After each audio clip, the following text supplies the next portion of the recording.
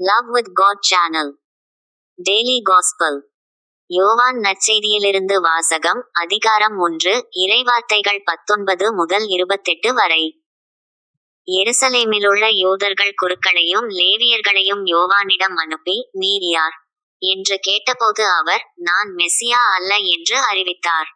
இதை அவர் வெளிப்படையாக கூறி, மறுக்காமல் ஒப்புக்கொண்டார். அப்போது, அப்படியானால் நீர் யார்? நீர் எலியாவா என்று அவர்கள் கேட்க, அவர், நானல்ல என்றார். நீர்தாம் வர வேண்டிய இறைவாக்கினரா என்று கேட்டபோதும் அவர், இல்லை என்று மறுமொழி கூறினார். அவர்கள் அவரிடம், நீர் யார்?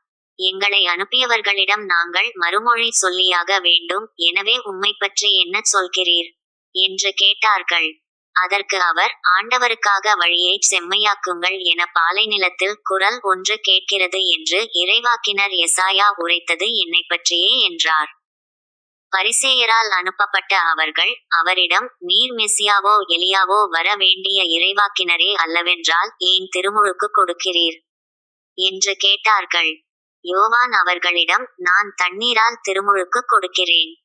நீங்கள் அறியாத ஒருவர் உங்களிடையே நிற்கிறார், அவர் எனக்குப்பின் வருபவர், அவருடைய மிதியடிவாரை அவிழ்க்கக்கூட எனக்கு தகுதியில்லை என்றார். இவை யாவும் யோர்தான் ஆற்றுக்கு அக்கரையிலுள்ள பெத்தானியாவில் நிகழ்ந்தன. அங்குதான் யோவான் திருமுழுக்கு கொடுத்து கொண்டிருந்தார். இது ஆண்டவர் வழங்கும் அருள்வாக்கு. இறைவா, உமக்கு நன்றி.